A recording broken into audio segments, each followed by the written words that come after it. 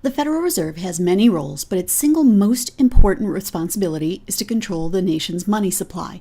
Remember that monetary policy is changes to the money supply in order to achieve particular macroeconomic goals, and in the U.S., the Fed controls monetary policy and the money supply. Making more money available, expansionary policy, makes it easier to spend, so aggregate demand increases. Making less money available, contractionary policy, makes it more difficult to spend, so aggregate demand falls. The question now is, how does the Fed control or make changes to the money supply? The Fed has three major tools to control the money supply. 1. Open market operations, or OMOs. 2. The required reserve ratio. And 3. The discount rate. How does each of these work, and which tool or tools does the Fed prefer? Let's take them one at a time. 1. Open market operations. Just as with fiscal policy, monetary policy can be either expansionary, stimulating the economy, or contractionary, slowing the economy. If open market operations are the buying and selling of government securities, which is expansionary and which is contractionary? Let's look at an example of an open market purchase, where the Fed buys $1 million of securities or government bonds from Wells Fargo. The Fed sees a change in its asset mix as it increases its holdings of securities and decreases its holdings of cash, depositing $1 million into Wells Fargo's account. Wells Fargo also sees a change in its asset mix with $1 million less in government securities but $1 million more on deposit with the Fed. The big difference is that $1 million in securities can't be loaned out, but $1 million in bank reserves, or at least some fraction of it, can be lent out. With the open market purchase, the Fed has injected $1 million into the economy, plus whatever additional effect from the lending of the excess reserves, making this expansionary policy. What about an open market sale? Let's say that the Fed sells $1 million of government securities to Bank One. The Fed sees a decrease in its holdings of securities, but Bank One pays the Fed $1 million. Actually, the Fed just deducts the amount from Bank One's Federal Reserve deposits. Bank One now has $1 million less on deposit at the Fed. That's $1 million less in actual bank reserves, but has $1 million more in securities. What this means is that Bank One now has less money to lend, and less money in circulation means less spending, slowing down the economy.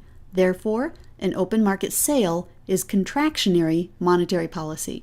What about the second tool, the required reserve ratio? We've seen this one in action already when we examined how the banking system creates money, but let me recap. Recall that the maximum change in checkable deposits, and therefore the money supply, is 1 over the required reserve ratio times the initial change in reserves. For example, if the change in reserves is $500 and the required reserve ratio, that is, the percentage of total deposits that the bank is legally required to hold on to, is 10%, then the maximum change in the money supply is 1 over 0.1 times 500, or 10, the money multiplier, times 500, or $5,000. Now, what if the Fed increases the required reserve ratio to 20%? Technically, according to the Monetary Control Act of 1980, the Fed is only allowed a range from 8% to 14%, but let's just use 20% hypothetically. It makes the math easier. What's going to be the new maximum possible change in the money supply?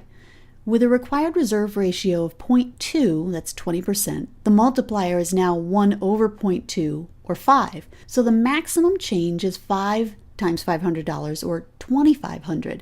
This means that raising the reserve requirement is contractionary monetary policy, since the overall possible change is half what it was before, slowing the economy. This makes sense, since a higher reserve ratio means that banks are legally required to hold on to more reserves, leaving less to lend out.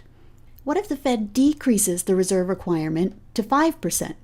Now the multiplier, 1 over R, or 1 over 0.05, is 20, so a $500 change in reserves can make up to a $10,000 difference in the money supply.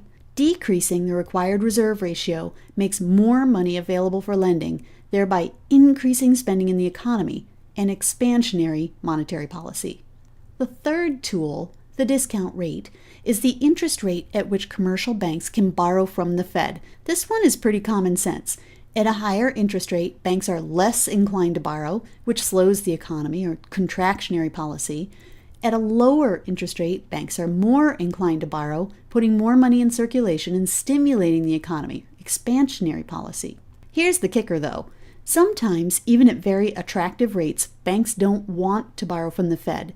To borrow money, a bank can go to other commercial banks or they can go to the Fed.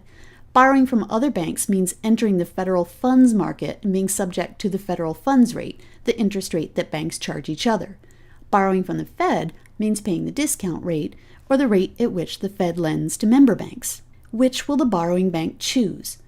You'd think it would be the lower interest rate, wouldn't you? Well, oddly enough, even if the discount rate is less than the federal funds rate, a bank still may go to the federal funds market for the loan. Why? Well, for a few reasons, really. First, there's the purpose of the loan. That is, the Fed frowns on making loans for risky profit ventures. Second, consider the Fed bureaucracy.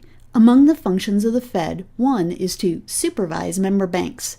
Do you want to ask your supervisory entity for a loan or multiple loans? Borrowing too often from the Fed might look like bad management, opening your bank up to an audit.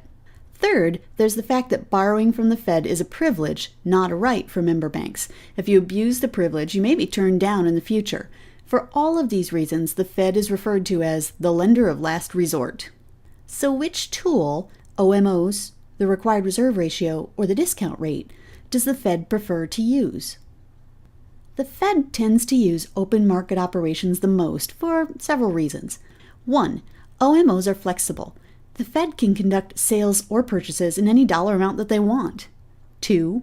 OMOs are reversible. If the Fed conducts an open market purchase today, it can turn right around and conduct an open market sale tomorrow. 3. Quick implementation. Fed OMOs take place very rapidly as transactions occur electronically. You've seen the discount rate drawback. Many banks prefer not to borrow from the Fed unless absolutely necessary. And changing the required reserve ratio is like trying to use a sledgehammer on the economy. In the end, the Fed prefers to try fine-tuning the economy with OMOs. Next time, exchange rates.